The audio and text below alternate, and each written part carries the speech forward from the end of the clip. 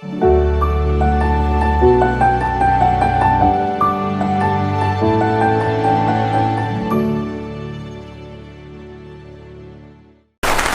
Chaverim, and welcome to this special shiur called the Mystery of the Hagadá. As you probably heard, we have decided to release to the world, completely free of charge, a new Messianic Hagadá, a publication as important as our Ahavat Olam Sidur and the return of the kosher pig, that point the way to Messiah through the word of our rabbis and through the word of the Hagadá in a way that will make you shout in joy, hallelujah, as you go through this Passover Seder. We are asking you today to do something special. Yes, the Hagadá is completely free of charge, as it says in the Hagadá itself, come and eat all who are hungry. Many of you are hungry and thirsty today, and as an organization we decide to open the door and our storehouse to you. If you are blessed by the Hagadá, go download it, but also please consider supporting this project, as thousands upon thousands of dollars have been poured into this project by so many people who are heroes of the faith. So please help us to continue to spread the good news through the Jewishness of the Messiah, through the Messianic theme in things like this Passover, Seder, the Hagadá, the things that highlight the nature of our Messiah, Yeshua. Thank you for your generosity. I hope that both our teachings on Passover will be a blessing to you, and everything that is being given to you, you will be able to give 10 and 100-fold back. Remember, nobody is to come empty-handed to the house of the Lord in the Pesach. So whatever you can give. And if you can't give, well, it's our joy to give to you. Chag Sameach, and enjoy these teachings. Shalom, Chaverim, Chag Sameach to all of you who watch this program today in preparation for Passover, titled The Mystery of the Hagadá. I know that many of you are preparing in preparation mode for Passover right now, and I wanted to give you a prophetic eye view today in this special teaching on Passover, specifically as related to the story of the Hagadá. Everybody know about the elements, everybody know about the 10 plagues, everybody know the story. But what I want to do with you today is to share with you the story that is behind the story, if it makes sense to you. We read this story and we ask the question, how is this night different from any other night? Well, I want to try to answer this to you today through the word of our sages, the word of Chazal as we know them as, the words of our rabbis, and to try to understand what is behind this story of the Hagadá. Let me start by first suggesting to you that the entire theme of this book that I hold here in my hand, the Hagadá, okay, here is a traditional Hagadá LePesach. The entire story here is a story of redemption. Okay, let's start with this. Is a true story of redemption. And if we look carefully and deeply at some of the steps and some of the clues that left to us in the Hagadá by our sages, we will find very clearly not just the Messiah of Israel, but we also find the redemption, eschatology, etc., etc. As a matter of fact, in Talmud Bavli, Rosh Hashanah Tractate, chapter 11, chapter 11, page 11, Masechet, page 11, Aleph, it says the following.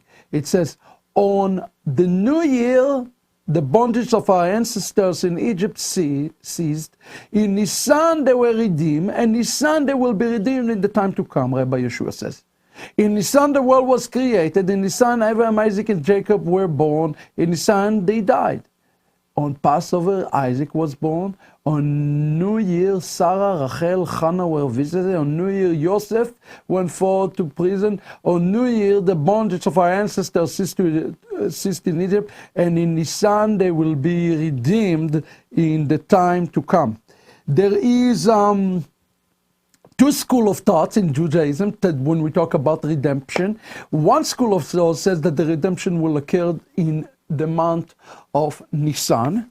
Another school of thought says that the redemption will happen actually in the month of Tishrei.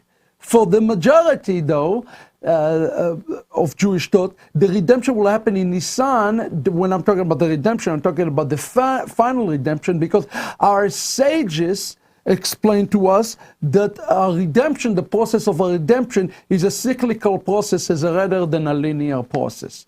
What has happened will happen again. Exodus Rabbah 2 says to us, everything that has happened in the first Geulah, when we went forth out of Egypt, going to happen again, but it's going to happen in a much more magnified way. Okay, so in essence, if we can take the story of the Hagadá, based on the word of the sages, if we can take this story and study it carefully, we can learn the clues and the steps of the future redemption, okay? There is even a clue in the Hebrew word Hagadá, the name of the story that we're telling. It's not called in Hebrew a story, it's called in Hebrew Hagadá, and it's based on the verse, and if you want to make yourself a note, the verse from Shmot 12:8 that says, "Vehigata levidcha bayom hahu le'emor," and you are to tell your child in that day, bayom hahu le'emor. Notice also in the language here, bayom hahu, okay? It says in Zechariah, talking about God, he says, and we sing it every Shabbat in the synagogue, Bayom hahu yeh Adonai echad u'shemo echad. In that day the Lord will be one and his name will be one. In essence, we are to tell the story of Hagadá for our children over and over and over again for one purpose, to prepare them to the day of redemption, the day of redemption that is coming in the future. That's kind of the reason we're telling the story. This story, the story called the Hagadá, represent a rehearsal of some sort, okay? Now, the word of Hagadá, where's this name Hagadá, where does that come from, is also interesting. Chazal explained to us that the word Hagadá related to the idea of being drawing near to God, drawing near to Him, coming close to Him. Okay, it's like David HaMelech, he cried up, and you see this term Hagadá actually uses. People don't realize that, but the term Hagadá is an issue of a heart. It's not an issue of sitting down and, hey, let's read a happy story. And I hope that tomorrow it won't be just a social gathering for you. It will be an event that, as Chazal says, it is your commandment to act in this day as you live in Egypt today. And matter of fact, look at what King David said. David HaMelech said in Psalm 51, he says, and we sing it every Shabbat, Adonai sefatai tiftach ufi yagi tehilatecha. It's actually coming from the Amidah, the beginning of the Amidah, the Avot section. Oh Lord, open my lips, and my mouth shall declare thy praise. I want you to notice here the word shall declare. You see this term declare? The term declare in Hebrew is the term yagid. The term yagid is derived from the same word Hagadá. And look what David is crying out. He said, God opened my lips, so I will be able to proclaim. As the scripture says, out of abundance of the heart, the mouth speaks. So there is an element here, even in the term Hagadá, there is an element of the heart, connecting our heart with the heart of God. Now I want to shock you for a moment and explain to you here today that the story of the Hagadá is not the story merely of Exodus. If you think that the story of Hagadá is about our redemption out of Exodus, I want to tell you that this is truly only a very, very small part of the story that I would like to reveal to you today. The real story of Hagadá has to deal with humankind, mankind, and what took place actually in the garden, okay? It's a process, as you're going to learn with me today, in the rectification of mankind back to the original garden condition. Let me explain this just a little bit more. There is definitely a controversy in Judaism about what fruit Adam actually ate in the garden, okay? Some say that he ate the fruit of the vine. In rabbinical literature, you're going to find a couple of these. Some say he ate the fruit of the vine. Some say he ate wheat, and some say he ate from a fig tree, and some say he ate from an etrog tree. Interesting, all of those things are represented by the different festivals, okay? Since we do not know exactly which fruit Adam ate from, I want you to notice that each one of those things that I just mentioned to you is part of the Passover Seder. It should give you a real clue for what the Passover Seder is really all about, okay? So, for example, the sages teach that when we drink, the Seder starts with the first cup of wine that is called Kadesh, or we call it in Hebrew the Kiddush, right? The cup of sanctification. What is the first thing we do? The sages explain that the cup of Kiddush, what we do in the entire Hagadá story, we do what's called a tikkun, repair or restoration. And what are we repairing through the very first cup of Kiddush? When tomorrow, when you raise the cup and you read, Baruch atah Adonai Eloheinu melech haolam, borei pri hagefen, please understand that this mitzvah, in theory, according to Chazal, it's a mitzvah that we proclaim to bring a tikkun for this first sin in the Garden of Eden, okay? If Adam indeed ate vine, as Chazal says, they say, we start with the fruit of the vine, we're making a tikkun for the sin of Adam. In essence, we said to God, God, we want you to bring it out of spiritual Egypt. We want you to restore us back to our original condition, okay? Vine, since there is a question of what wheat also they ate, guess what? We also eat in the Pesach says Seder tomorrow a matzah. Again, what does that represent? A tikkun for what Adam has done. In essence, we are saying we want to be repaired and we want to be restored to what Adam was not able to do. Notice another thing that we eat tomorrow, we also eat a charoset. Now, what charoset is made of? If you know what charoset is made of, the one ingredient of a charoset, okay, that is made from is apple, okay?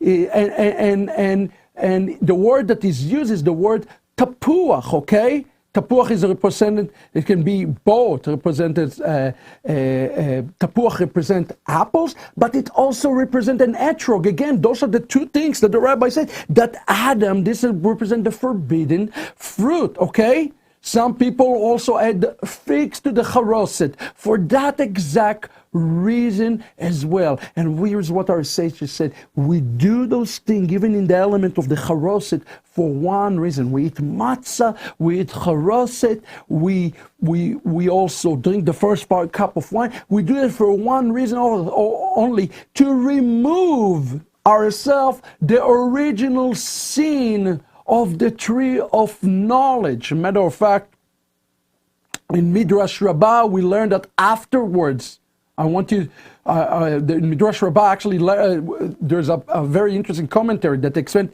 that afterwards, Adam and Eve ate all kind of animals. And that's why we use, according to the secrets of the Torah, why we use the lamb for Passover offering, okay? And we eat a cow for fasting offering. It's represent the tikkun even for everything that Adam and Eve happened. Let me explain a little bit more. Will become clearer. I know some of you have never heard it before, and you think that the story of the Hagadá is really a story just about the exodus of the Jewish people. But we need to go back in order to understand it, okay? Here is what Chazal explained to us. They explained to us that during the time before Adam and Eve had sinned, the Midrash explained to us, the angels, the Malachim, they roasted the meat for Adam, okay? And they chilled this heavenly wine, okay? The Nachash, the serpent, saw this, and he was become jealous on the fact that Adam Rishon, Adam, okay? And by the way, without getting into too many details, Adam Rishon, Adam, it's an acronym Aleph, Adam, Dalet, David, Mem, Mashiach. It's a picture of Adam, of David and Messiah. Satan saw what kind of relationship God going to have with the first man, and he said it is impossible because he became jealous and he caused mankind to sin, okay? And that's why, in essence, today we are roasting something. It's a memory of the roasting of the Malachim, the angels themselves, that we give. In essence, we say, God, we want again, not just to rectify for the sin of Adam. We want again to have this relationship that you give us the food. You see, he gave us the manna and the slav and the man later in as he took us out of Egypt, but that was just merely a substitution, and if I may say, a cheap substitution to what he has done in the garden, okay? Because what he has done in the garden is his desire to return us to. Let me give you another incredible example of those things so we understand the meaning behind the story of the Hagadá. In the Pesach plate, you're going to have a parsley, okay? And sometimes lettuce. Notice that everything that we eat is green, okay? And people ask the question, why do we eat green? And some people said, well, because it's present life. Well, friend, that's true, that's fine and all, but that's not the real reason, okay? Why do we eat green? Let me shock you. Before Adam have sinned, friends, he was not permitted. Before Adam and Eve sinned, he and Eve were not permitted to slaughter animals for food in order to eat them, since the animal were also what we call metukanim. They were repaired, they were in perfection. Okay? Adam only ate vegetables. He was vegetarian. How do I know it?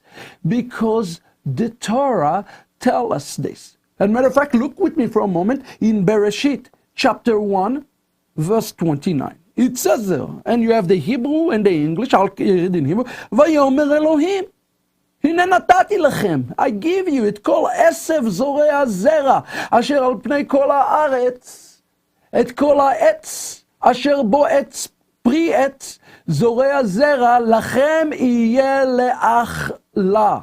I give you all those greens for vegetables. and it will be for your eating pleasure, okay? Please understand that this design that God has for is not with meat. I'm not, by the way, I love eating meat. Don't get me wrong. But that was not God's design. And that's why we eat green in the Passover Sunday. We said, God, we desire today to be returning back to the original condition that you have set us before. And as a matter of fact, that's why we received Torah to begin with. We received the Torah, so we will be returning back to the original condition. But something went wrong when we rejected the first set of tablets. As a matter of fact, the second thing we're doing in the story of the Hagadá is we do a bracha over the parsley. And I want you to notice what the bracha actually reads like. Baruch Ata Adonai Eloheinu melech haolam boreh pri ha'adama. I want you to notice something about the word Adama. The word Adama made up of 3 root letters. Aleph, Dalet, Mem. That's the name of Adam, okay? In essence, there is a clue, linguistic clue here in the word. Said we want to return back to the original condition where Adam was operating back. Matter of fact, let's bring up the word one more time. The word Adama, Adam, it's Aleph for Adam, Dalet for David, and Mem for Mashiach. There is even a clue here of the 3 layers of Geulah. Adam brought the first Geulah, or he was supposed to bring the first Geulah, and he failed. David was supposed to bring the second Geulah, and he also failed. And it will be the man for Mashiach who will bring the absolute final Geulah to the world, and that will be the Geulah that we're looking forward. So in essence, by eating the parsley, we are saying, God, restore us back to our original condition. I challenge you to walk tomorrow to your Passover Seder with this expectation that God is going to transform you from the inside out. It's not just about dipping your food and eating and having fun. It's a supernatural, spiritual condition as God seeks to rectify each one of us back to the original condition. So we talk about the first cup, the Kadesh, the wine, represent basically the first fruit. We talk about the karpas a little bit. The karpas is the parsley. But let's dig a little bit deeper to this. You see, the word karpas, friends, again, Hebrew is such a beautiful and unique language, so you always need to pay attention to it. But the word karpas is derived from 2 words. The first word, as a matter of fact, let me show it to you, put it up for me, is the word kar, which actually means pillow. Karit is easy, and pas mean removal. If you put those 2 words together, parsley, it's really literally read pillow removal. Now you probably ask yourself the question, what removing the pillow has to do with the karpas and with the future Geulah that come. It's related to the verse that state, the loyal have vanished from among men. One who wishes to wear the crown of the Torah, the crown of the king, Chazal explained to us, must put away his pillow. What does that mean? When you dip the karpas, it means you, in essence, surrendering your life to the Lord, and you say, I'm willing to put away my own comfort, okay, my own comfort, in order to receive the comfort that God has for me, but not my own comfort. And matter of fact, in Pirkei Avot, the ethics of the fathers, the rabbis explain the karpas like this. He says, this is the way that is becoming for the study of the Torah. Sleep upon the ground and live life of trouble. What does that mean? Sleep upon your gun and live life of trouble. That's how you receive Torah? That's how you receive the crown of Torah? Sound like a recipe for trouble. But Chazal said, no, that's what the karpas represent, okay? A person should be willing to lay aside his pillows and couches, in a spiritual speaking, okay? In order to walk into a life of Torah. In essence, the entire story of the Hagadá is story of God reinventing our DNA back to the DNA that He chooses to, only if we chooses to let Him transform us. And what does His DNA look like? His DNA look like as back as the first Adam. Okay? That's what He wants to transform you to. Notice another thing though interesting about the karpas. The next thing we do, we're going to have a bowl of salt water, and everybody say that we take the bowl of salt water and we dip it twice, and we let the tears drop, and it's look like the drop of the Israelites. That's a very nice explanation, but let me please allow me to give you some of the deeper meaning behind the karpas. Okay? The karpas represent the mitzvah, and I hope you all do it. Don't just take it and just dip it a little. The mitzvah says that we have to take the karpas and dip it all the way so your fingers are dipped in the salt and then come up. Chazal spoke in one voice, and they says the dipping twice represent a person spiritual. Listen to this, it's incredible. Spiritual immersion of one body for the purpose of complete purification. One would call it a baptism or mikveh or whatever term you want to use. But when you take the parsley, it represents your spiritual death because you're underwater and coming back again with the power of resurrection. Now, the rabbis continue and they warn us and they say, one should not be like the person who immerses himself with impure reptile in his hand, God forbid. In essence, they say, don't be lukewarm, don't just dip it a little bit, dip it all the way as you say, God, I want to die today and I want to be resurrected today again. The entire story here of the karpas is a story of the resurrection by saying, I don't need the pills, I did not need the comfort. I'm asking God for you to let me die for you and be resurrected again from the dead. But there is more to this story, Chazal explained to us. It is related to the word karpas.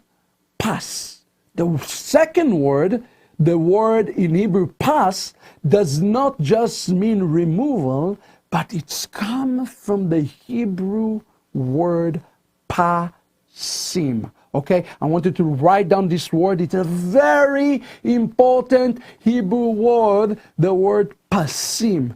Pasim means stripes. It's also mean colors. Let me ask you a question. Who is the one who have worn a garment made out of stripes? Kotonet pasim in Hebrew. The answer should be very obvious to you. The answer is Yosef or Joseph.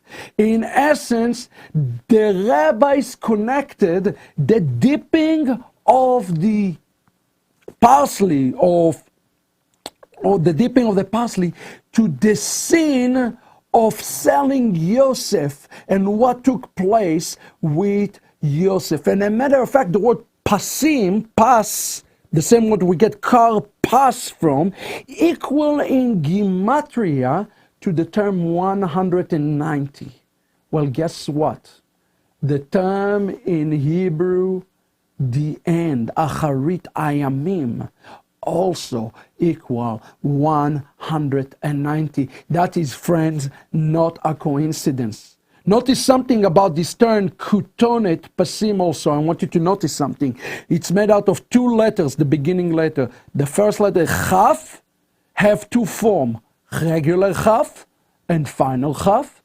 The letter pei also have a two form, regular pei and final pei. Chazal said that it represents the two comings of the Mashiachs. The Mashiach, son of Joseph, and the Mashiach, son of David. In essence, when we dip the karpas, we are asking God to bring the Geulah and bringing Ben Yosef, who will ultimately bring Mashiach ben David. And a matter of fact, Chazal says this in Sefer HaMenucha by Rabbi Manoach. It says, let's read it together. This is halacha. It says this. Ve'anu, and it's so amazing. I want to show you Jewish halacha. And this has come from Halachot Chametz Umatzah, chapter 8, halacha 2. Then it says, Ve'anu, and we are noagim bachar karpas. We dip the karpas, zecher from the word zikaron, is a memory lakutonet pasim, to the garment of stripes garment, shehasa Yaakov, that Yaakov did, Avinu, our father, Yosef, okay? Nidgalgel adavar, the things happen, veyardu avotenu lemitzraim.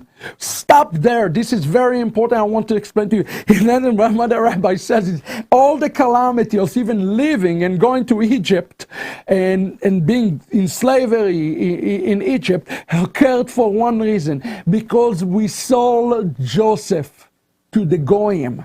We saw Joseph. It's a prophetic picture of that. But here is the shocking part that Rabbi Manoach says. Not only that this is a messianic thing to do, but he says here, he explained the two dippings the following. Let's go back to Rabbi Manoach, and he says, Klomar, therefore he explained, Shehatvala Rishona, the first time we dip, okay, is not for the charoset, zecher lekutonet apasim, okay?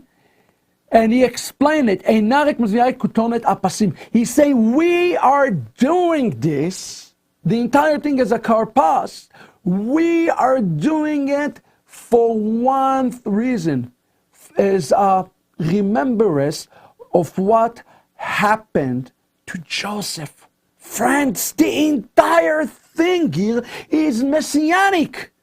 It is done so we remember what happened to Yosef.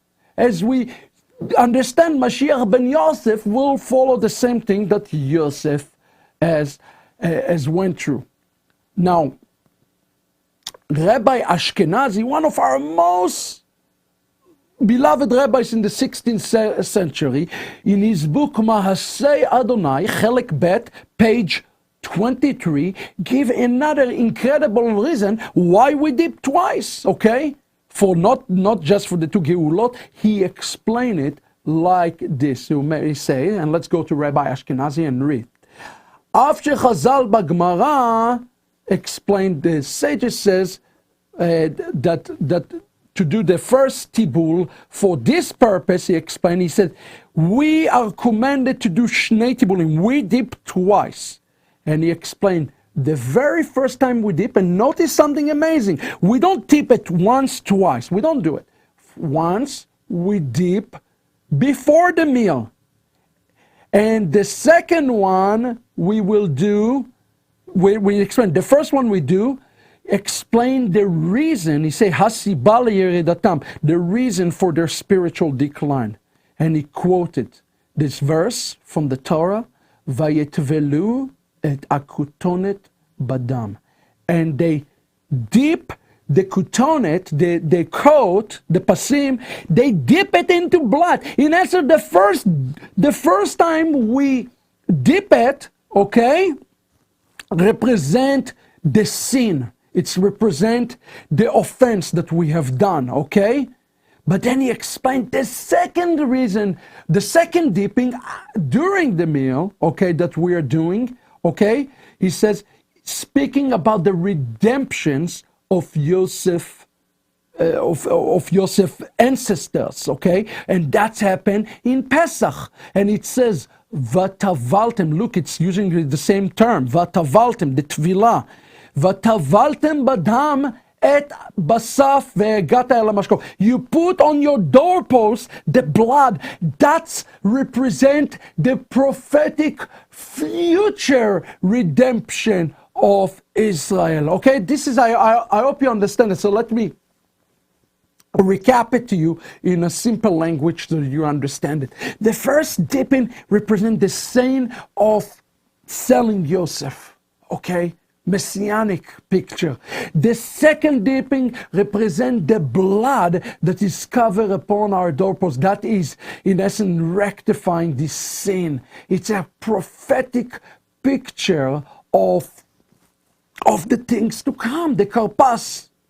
Now, why do we call the green karpas, you might wonder? You know, I explained to you already, it's part of a reason, but 600,000 Jewish souls were affected by the sin of Adam Arishon, the first Adam, and ultimately later on Joseph brothers, but it starts with Adam Arishon. They went down to Egypt and they suffered oppressive servants. They become servants, okay?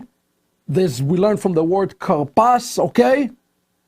But notice something else. Why, the rabbi asked, why do we dip the karpas in salt water? Because the Egyptian cast the children of the 600,000 in the river. All of them were brought out of the river through the merit of the Mashiach. And who is the Mashiach? The Mashiach is Moses. Some people dip the karpas though. Here is the amazing thing. Are you ready for this? This is absolutely shocking.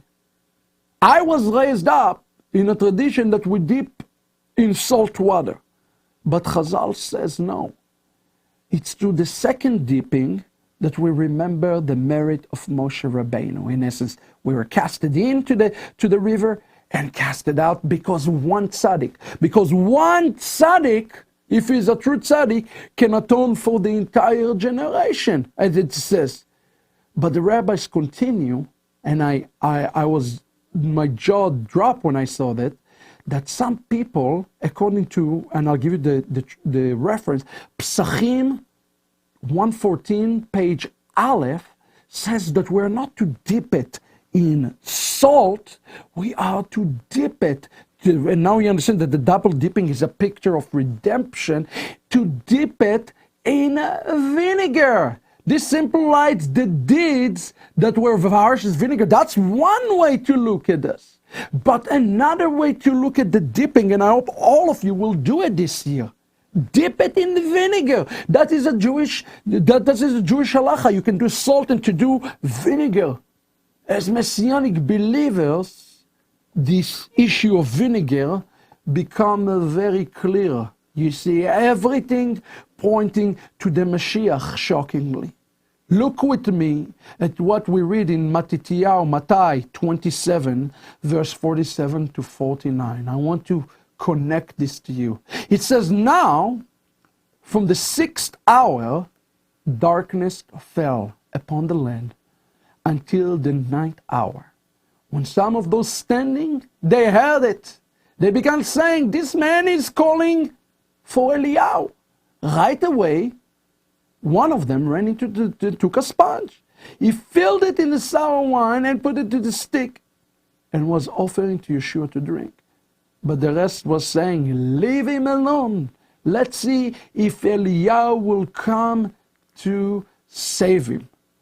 I want to explain to you a couple of things about this passage.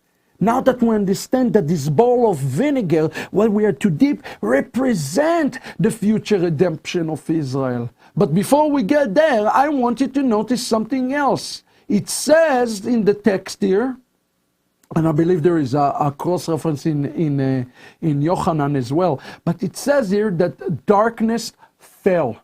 Why did the author here, Matthew, want to tell us that darkness fell? What is so significant about darkness falling? I found the following in Moed Katan, and if you want the reference, it's Moed Katan, 25, page bet. Let's look at this together. It says this, חושך על כל הארץ? כי כאן בתלמוד כתוב, כאשר נחה נפשו, נפטר רבי יעקב נראו הכוכבים האלה. When Rabbi Yaakov, who was a great tzaddik, died, look what happened in the daytime. The stars were visible in the daytime. This is a very Jewish concept. And Matthew understood it. When a tzaddik is passing and it's a daytime and there's night, it's a picture of a tzedakah, of a tzaddik here. Now, notice what happened in the text. They offer him vinegar, okay? And as you'll see in a second, he took the vinegar, okay? In Matthew 27:34, it actually says, let's go to the next one, it says, they offer him wine mixed with gall to drink, but after tasting, he was unwilling to drink it. Initially, he was unwilling to drink it. But look what Metzudot David explained on this term. Let's look at the Hebrew together again.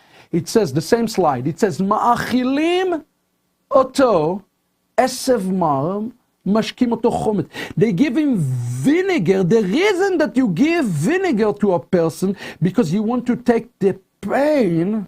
This is a commentary, by the way, on the Psalms, that you want to take pain and to add pain upon the pain so he can suffer an extra suffering. Friends, the dipping of the parsley is a dipping of redemption, that we ask God to take the one who is like Yosef, kutonet pasim, who wear the garment that is stained with blood, and we say we put all of these things upon him so that we may be redeemed. That is what this story really is all about here, friends, and I hope you all see that and understand what I'm explaining to you now. The dipping of the vinegar is significant. And as a matter of fact, in Yochanan 19, we see kind of the cross-reference, and we read there, after this, when Yeshua knew that all things were now completed, to fulfill the scripture, he says, Ani tzameh, I am thirsty. Now, a jar full of sour wine was sitting there. So the sponge soaked with the sour wine on a hyssop branch and brought it to his mouth. When Yeshua tasted the sour wine, what is sour wine? It's called chometz in Hebrew. He said, it is finished. And he bowed his head and gave up his spirit. Please understood that this is very, very significant what Yeshua has done. And I want to give you a cross-reference, if you have your Bible, in the Tehillim. In Tehillim, chapter 69, okay, you're going to notice here a similar thing. It says in Tehillim, let me find. It's talking about the vinegar. And who is the one who is going to take the vinegar? Is Yosef. And why do we dip it? We dip it in order to pass, in essence, the role of the purification and sanctification, okay, to him, so he can rectify us back to the original garden condition. Okay, so this is also very, very significant, and I hope you understand the importance of those things. Let me continue to go forward just for a moment. We also eat during Pesach something that is called acharoset. It's a mixture of apples, and now we know what the apples represent, rectification of the first sin, but they also added adding to it, always, in every dish, any Jewish dish, you add to the charoset red wine. What does the red wine represent? Chazal spoke about this in one voice, and they say it's an allusion. It's an allusion to blood. It's represent the blood, okay? And it says the following: when Eve ate from the forbidden fruit, from the tree of knowledge, she experienced. Listen to this. When Eve ate from the first fruit, she experienced her first blood cycle, okay? She didn't have the things that women have to go today through. Nida was not existent until Eve. So ladies, you can thank Eve for this, okay? Therefore, we add the wine. In essence, we say, God, restore even those things back to its original condition. As a matter of fact, here is a page from Midrash Shocher Tov. I don't know if we have it for you or not, but there is a page from Shocher Tov that explain that there are three things that God is going to restore when Mashiach come. Okay?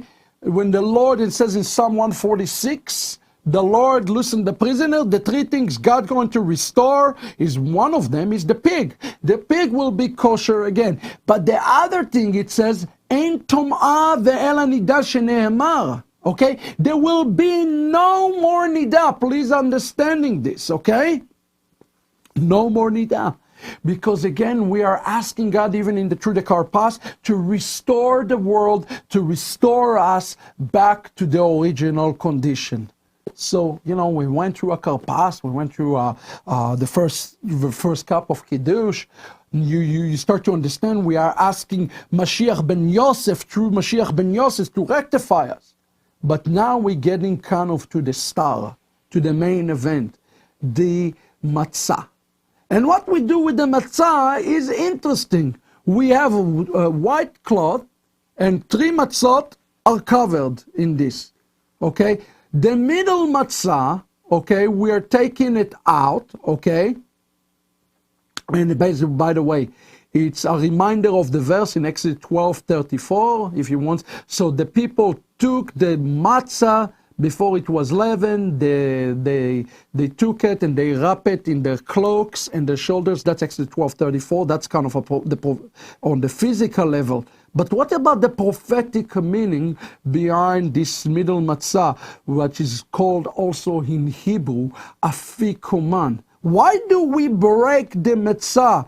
And why we also make this declaration, Alach, this is the bread of affliction. Why do we sing this song? Okay? This step has a specific name. It's called the Yachatz. Okay? The Yachatz is also related to the word Mechitza. And I always think about the Messiah. Tell us he's breaking the Mechitza, the barrier. But what is the reason behind this breaking? Okay? Let's go through a few reasons, and I want you to notice that when we break it, there are 2 pieces, one big and one small.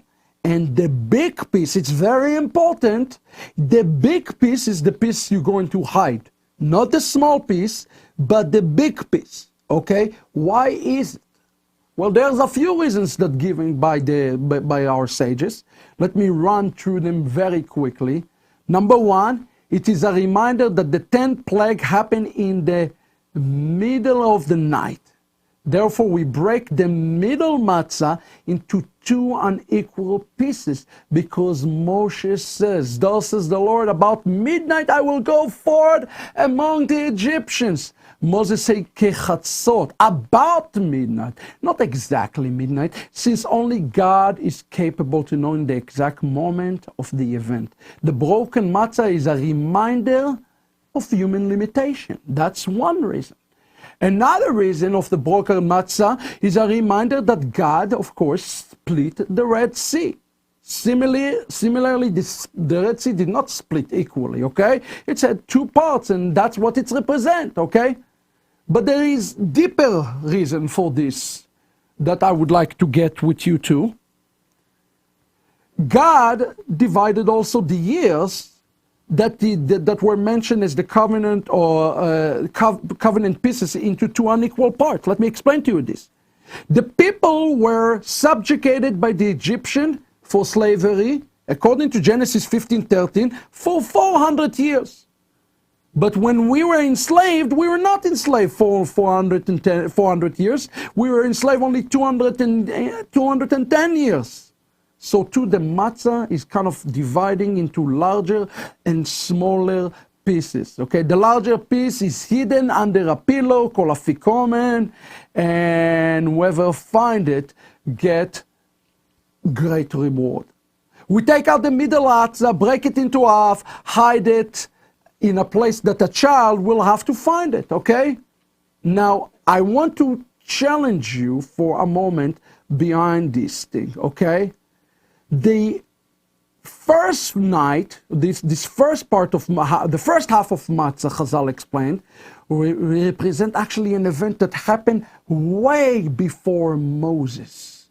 It's happened in an event when Abraham went to help his brother-in-law, his nephew Lot, okay, to set Lot outside from captivity. That's the first piece of matzah. And during the second half of the night, God performed the miracle of the Passover. Chazal connected those two events from captivity to liberation to explain those two parts of matzah. And remember that when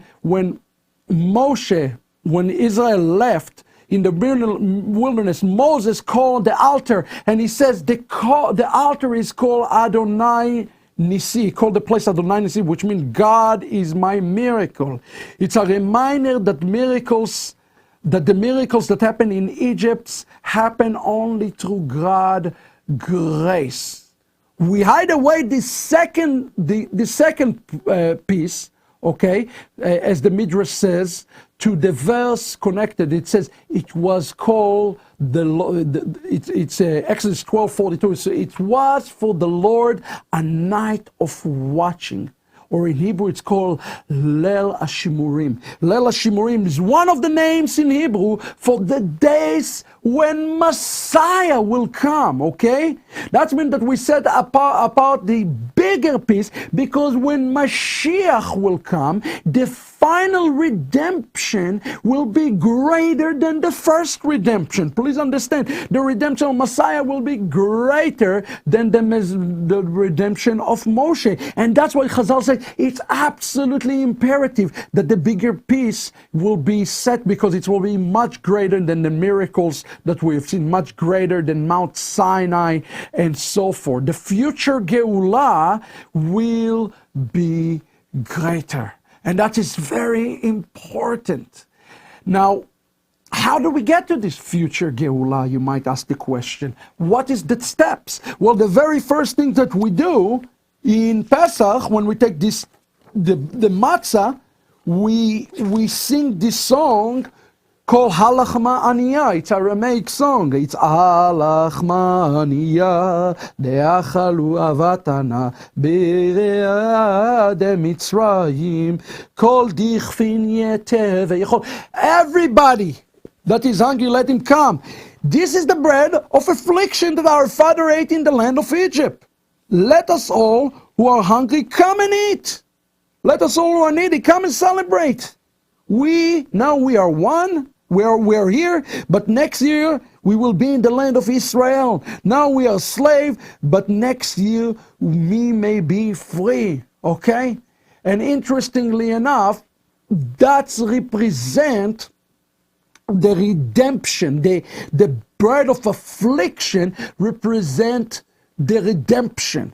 Okay? In some version of the Hagadá, I want you to notice something. The entire Hagadá, not this step, but the entire Hagadá, the entire storytelling before that, the first page starts with the word Ha-Lachma Aniyah. This is like the bread of affliction. It starts with this word, which implies that the matzah that we are eating is not just similar to what our ancestors ate in Egypt. It's it's not the actual bread they could consume, but it represents the same spiritual quantity as the bread that Hashem gave us.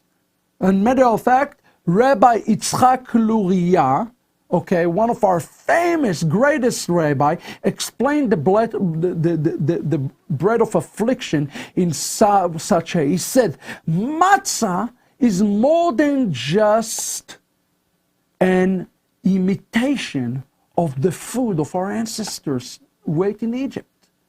This is not what it is. It is not like the bread of the affliction of our ancestors that brought about the redemption and release from impurity. So too, matzah has transformative power for us today. Matzah is food for healing. By eating it, we find redemption and a connection to the mighty one of Israel.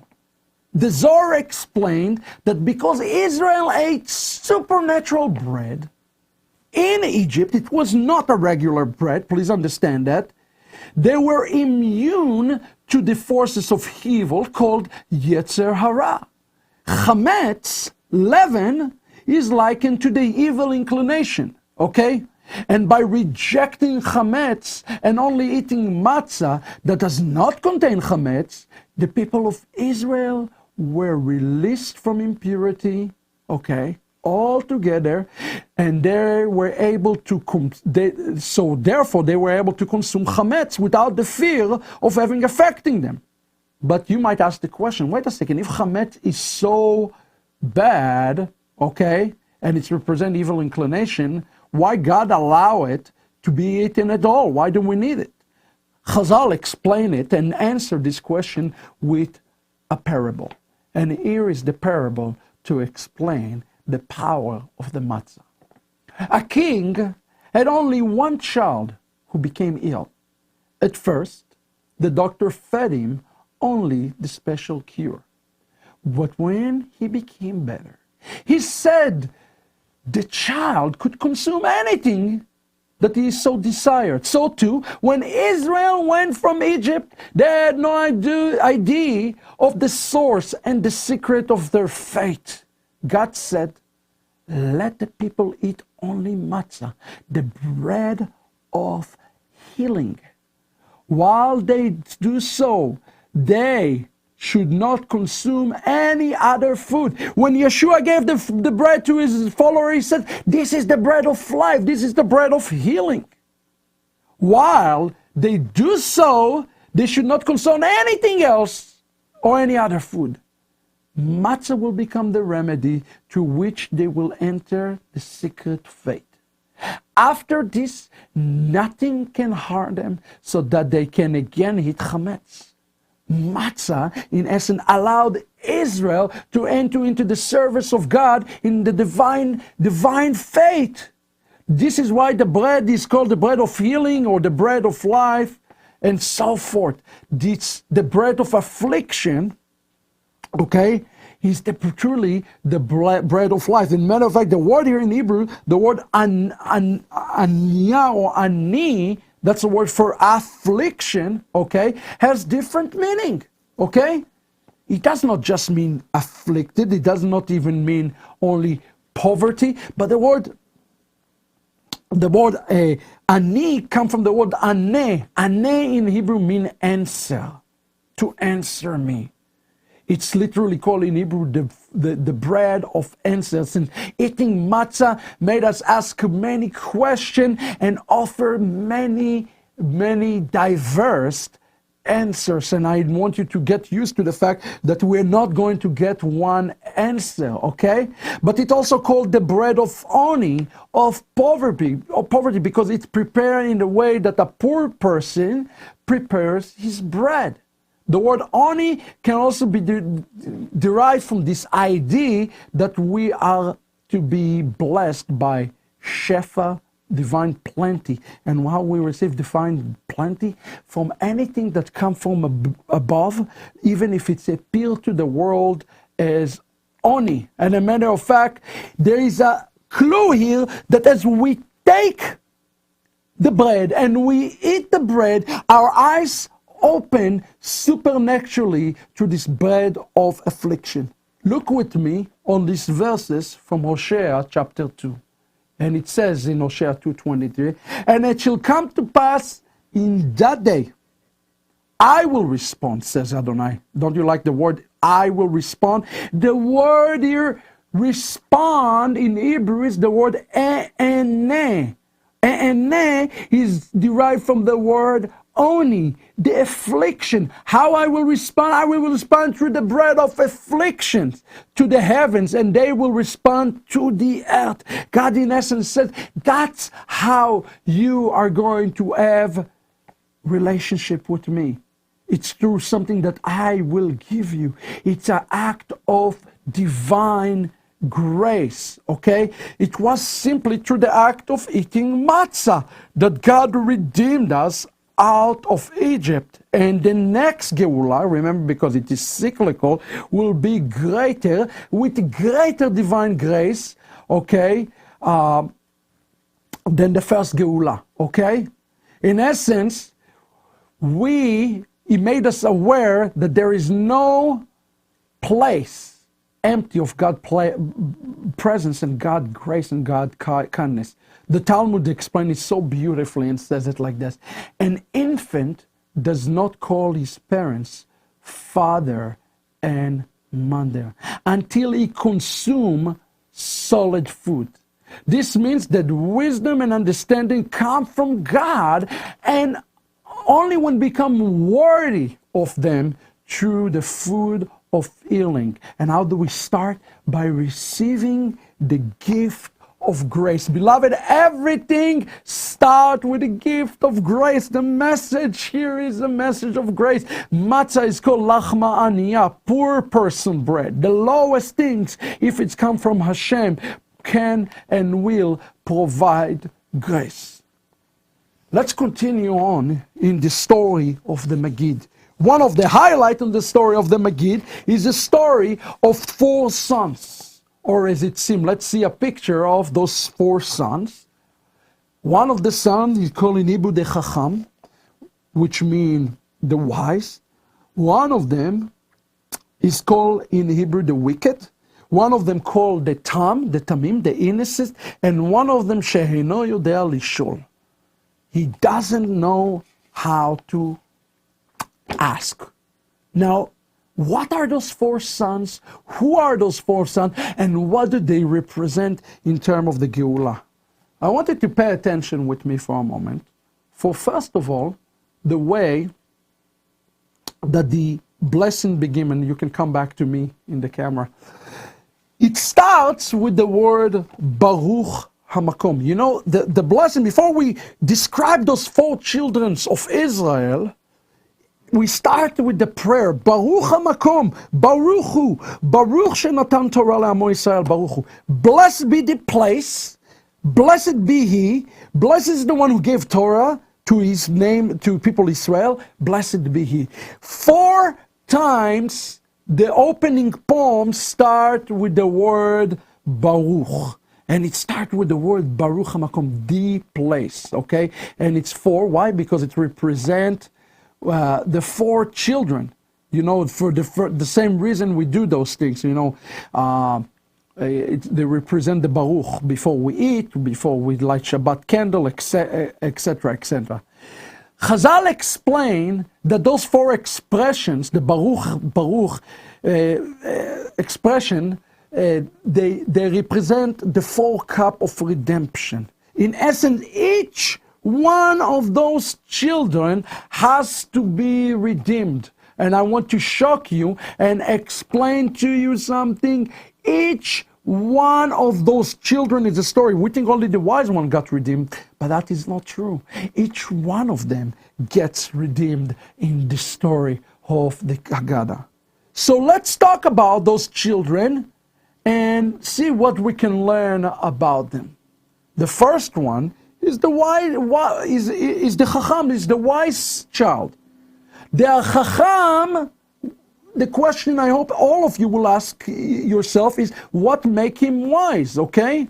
Why is he wise? And Chazal says he is not wise because he knows all the commandments. This is a shocking answer, and I hope you understand it. He is not wise because he knows Hebrew or he knows the reason for all of the commandments. That's not why. Here is the reason the wise son is wise. He realized the reasoning for the commandment, and that they can be reduced to the simple fact that God took us out of Egypt. Rather, he is wise because he is seeking to learn new mitzvahs and seeking knowledge that is brand new. That's the only reason that the wise son, the Chacham, is wise. He is seeking new things. That's what Chazal says. It's not about what he knows. It is about what he is willing to learn and what is desired to learn, okay? That's very important. Israel was redeemed from Egypt because they accepted 2 commandments. And even before that, the Torah was given. And what are the 2 commandments? The Pesach and the Brit. Okay, those were the 2 commandments. A Chacham is simply a Chacham, not because what he knows, but it's about his desire. And I hope everybody understand that. Your desire count, and the Torah wants us to know it, and the Chazal wanted to know. Your desire to know Torah counts in the kingdom of God, even if you don't understand everything about Torah. Okay? The second son that I would like to talk about is the wicked son. Okay? What makes the son that is wicked, wicked? Here is the reason. Friend, he is wicked because he observe only a commandment that he know the purpose and the reason for. And this is something I want to challenge us today in the body of Messiah, to stop questioning everything the rabbi say or didn't say, or find out the reason for everything. The wicked child, okay, what is he saying in the story? Ma ha'avodah azot lachem. Why are you doing what you're doing? I want a reason. I want a report. I want to know why we're doing what we're doing. Friends, sometimes it's very dangerous to try to find the reason for every mitzvah. You know why? Because Hashem is heavenly, and only He and He alone know the reason for every mitzvah. We don't understand it. And what makes the wicked child wicked is because he tried to reason and rational everything. Everything. Let us, God, help us, so we will not be like the wicked. The third son is the one who called the Tamim. The Tamim, the simple one. And what does Tamim have to say? He said, what is it? You know, the simple child is more impressed, in essence, with the natural universe than the Jewish history. He asked, what is the Exodus compared with God's greatness as creator of the universe? We tell this child, God took us out in a strong hand in order to show the true greatness. God was even willing to forgo Israel, what Israel deserved, you know, in interest of redeeming his children. That was more difficult than creating the world.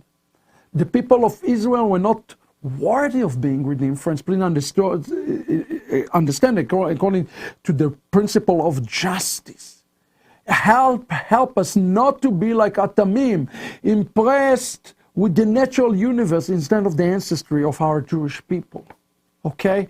It's important to us to immerse ourselves in the Jewish culture and Jewish tradition and do things in the Jewish way. Okay? Very important. And actually, when we think about the 4 children, you think that the lowest one is the wicked one. Wrong! The child who is the lowest of the lowest of the lowest is actually not the wicked. It's the one that doesn't know how to ask. Why? Because he doesn't understand the way of our ancestors, of the purpose of avoiding chametz, or the reason of eating matzah, or anything. He is lost. He's like a person who is lost in Egypt and became bogged down by idolatry. Only when we ourselves get rid of chametz, even inclination, we can even come to the point that we can ask. This child doesn't even know what to ask because he's stuck completely in Egypt. He did not even start his journey yet. Now, I want you to be understanding that all the story of the Geulah here is a story that all 4 children, at the end of the day, are getting redeemed. Okay, this is very, very important because we don't know who is getting redeemed. So 2 questions you have to ask yourself. Number 1, how they're getting redeemed. Number 2, are you ready for this? Who is the one who redeeming those children? Who is the redeemer of those children? Here you go. Pay attention to this very, very closer. The wicked person was redeemed because the covenantal promise of a redemption, and not because he was deserving redemption. God had promised Abraham, Isaac, and Jacob to take the children out of Egypt after 400 years. And God did it. That's why he did it, even though he was undeserved. We call that, friend, grace, okay? The one who didn't know how to ask was redeemed because the zechut avot, what's called the zechut avot, the merits of the father. Because he chose to remain faithful to the tradition of the forefathers, even when he didn't all understood them. He merited redemption. Okay, the child, the simple one, was also redeemed, okay, from Egypt because of the merits of the Torah, okay? Some of the people of Israel were redeemed not because what they did, because of what they would do in the future. Hashem knew that they would accept the Torah and therefore merited redemption even before redemption was deserved, okay? Finally, the wise one redeemed because he truly lived his life according to the Torah, okay? But the question becomes, who is the redeemer of those 4 children? And now we're finally getting to the important point. The Torah speaks about 4 children. The Torah also talks about 4 cups of wine. We also ask 4 questions. And all of it is based on Exodus chapter 6, verse 6, 7, and 8. But there is a problem that I hope all of you are aware of.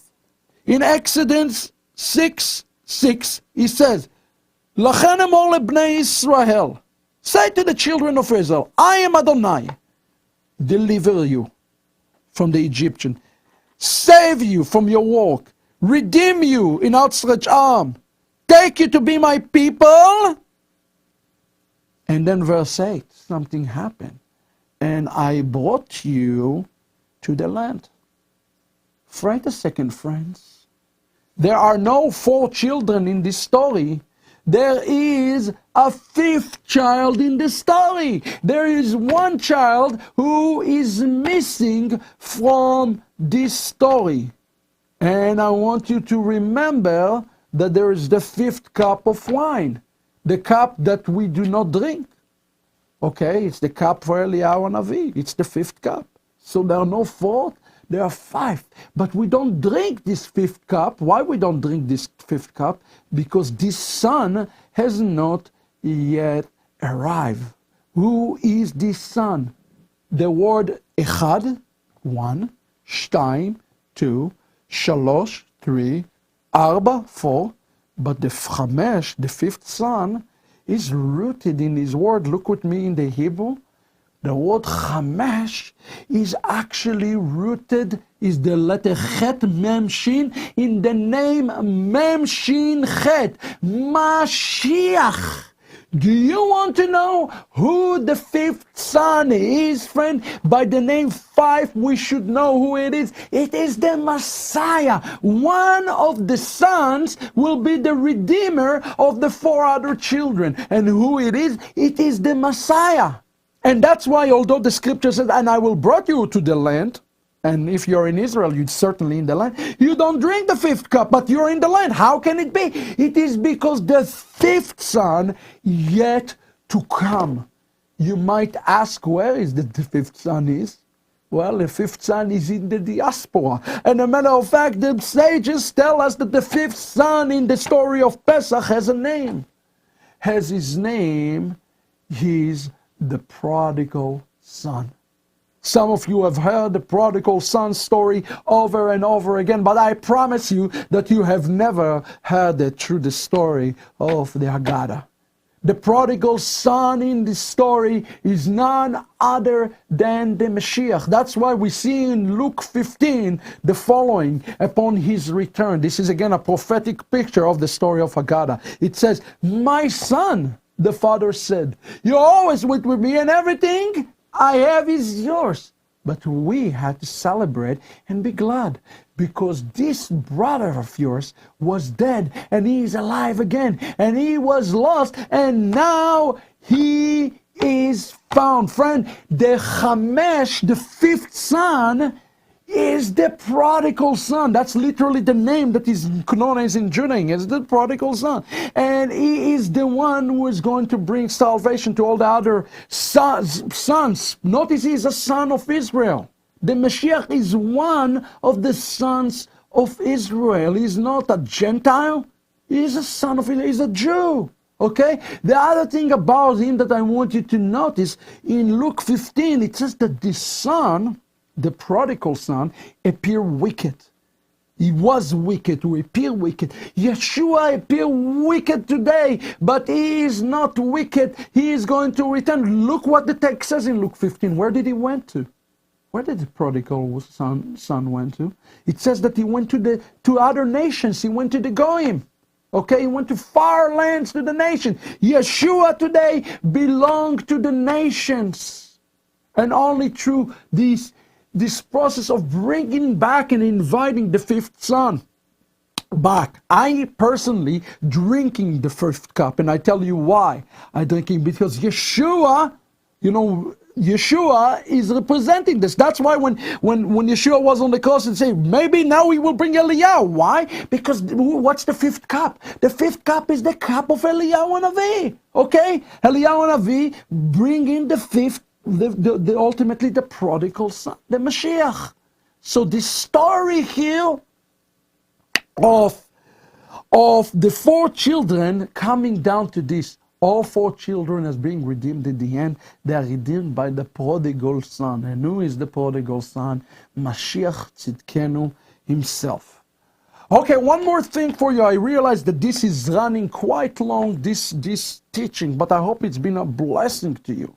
What about this funny song that we sing in the end of the Seder? Go like that. Chad Gad Ya, Chad Gad Ya, Chad Gad. Who is this Chad Gad Ya?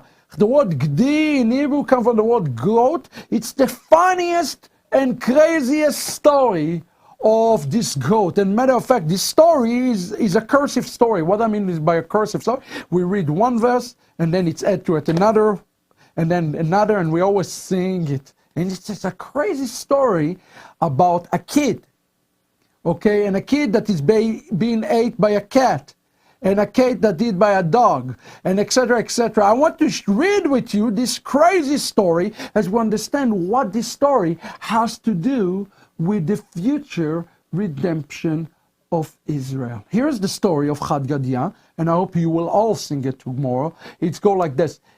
Then came the Holy One, that's the end of the story, blessed be he, and slaughtered the angel of death, who slaughtered the Shochet. Shochet, if you don't know who the Shochet is, he's the one who slaughtered. Who slaughtered the bull, that drank the water, that extinguished the fire, that burned the stick, that hit the dog, that bit the cat, and ate the kid. One kid. As a matter of fact, it's kind of fun. The Chad Gad Ya is talking about the father who buy this story.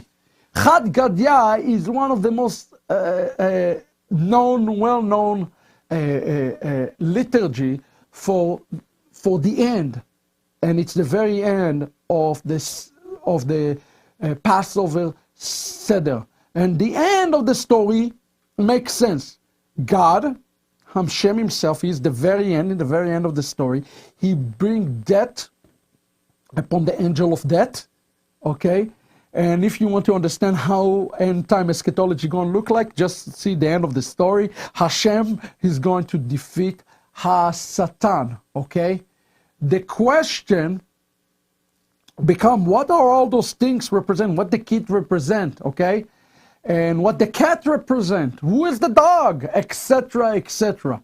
Various explanation is given to this, and they're all very messianic in nature, okay? One explanation explained that the kid is actually Yosef, okay? Which the brothers soak in blood of the Gdi. The Gdi, the kid, is a picture of Yosef. The cat is these brothers. The dog is the Egyptian who brought slavery upon the Israelite. The stick represents Moses, the first redemption over this Moses stuff. The smoke, the fire, represent the evil inclination, okay? The water represent the Torah, okay? And the story here, again, there is a bull. The bull represent, of course, the golden calf. A shochet, the one who slaughtered the golden calf, who beat the golden calf, is Moses, okay? And then the angel of death, etc., etc., and God redeem us.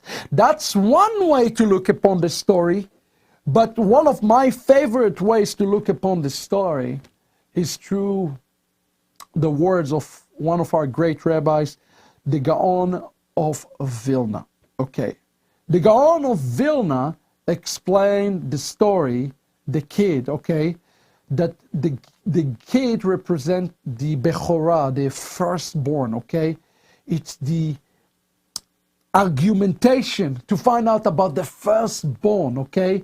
Talking about, kind of related to Yosef, but talking about from the beginning of the world, okay? All right? Now, the story continue with the fact that the father, okay, that the father bought the goat with 2 zuzim. If you don't know what 2 zuzim, it's a gold coins, okay? And that's represent Yaakov, who bought the birthright, okay, of his brother. That's the beginning of the story, okay? It represented this. The story continue, you know, with the soup. That's representing in the story. The cat in the story represent, again, the sons of Jacob, okay? Their jealousy of Yosef. But here's where it's become interesting. The dog is the kingdom of Egyptian. Remember, the 4 cups represent the 4 kingdoms of, the 4 kingdoms before the final redemption, okay? And then the dog, which is calm, you know, which represent the Egyptian, and then the staff come after it in the story, remember? And the staff kick it out. And what is the staff? It's Moses' staff, who parted the Red Sea. But then something happened. Fire come in the story. What the fire represent? Strange fire, according to the Gaon of Vilna. Okay, although Moses brought a redemption, their redemption was not a complete redemption. And Israel went together to Avodah Zarah. And then something happened. After that, water came. Water represent not just the spirit, but represent the rabbis themselves, who brought back a little bit the Jewish people away from Avodah Zarah. But then something happened. The shore, the bull appears. And who is the bull? Bull represent the kingdom of Rome, the kingdom of Christianity, according to this story. Okay? But somebody coming and he's slaughtering the kingdom of Christianity. Who is the one that will do this? In the story, somebody slaughter the bull. Who is the one who is slaughtering the bull? It's called the story Ha-Shochet. Who is the Shochet?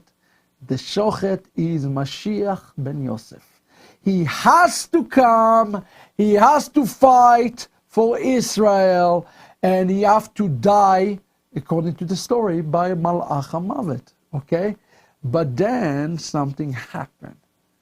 After the Malach HaMavet kill him, HaKadosh Baruch Hu come, according to the Gaon of Vilna, in the manifestation of Mashiach ben David, and slay and slaughter Hasatan once and for all. And the rabbi says, no, it's not if we are good, we will receive Ben David, and if we are bad, we will receive Ben Yosef. No, they say Ben Yosef has to appear before Ben David will appear. So, okay, let me recap for you what we learned today very, very briefly. We learned a few things today, and I hope this has been just a terrific study for you. I could take many more hours just going through this. But let me recap a couple of things that I hope will be very important as you conduct your seders and you think about the prophetic meaning behind this.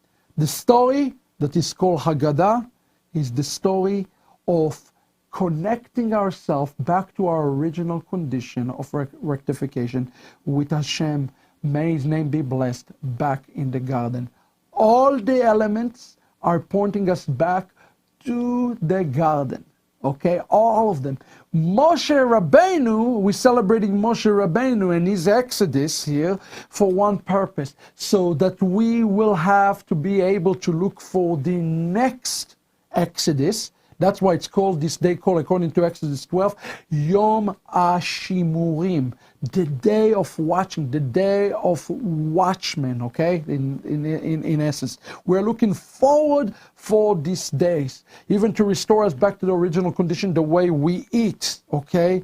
That's why we declare Boreh Pri Adama, okay? And how do we achieve it? By double dipping. Immersion. And what are we double dipping it in? We're double dipping it in vinegar. Why vinegar? Because the vinegar represents the karpas that we dip. The karpas come from the word pasim, that represent the garment of Yosef. Only through Yosef, only what through Yosef done, through the blood in essence, we can take upon ourselves this rectification and prepare forward. And that's why Chazal said we are to do it twice. First, represent the sin of the children of Israel when we sold Yosef, and maybe perhaps we need individually to do that too, for selling Yeshua for who he's not. Maybe it's something personal that you need to do. And the second dipping we do is for the future Geulah, as we are to do this, okay? Now we learn about the matzah, that the bigger piece of the matzah represent the future Geulah, okay? And those is important because this piece represent the things to come.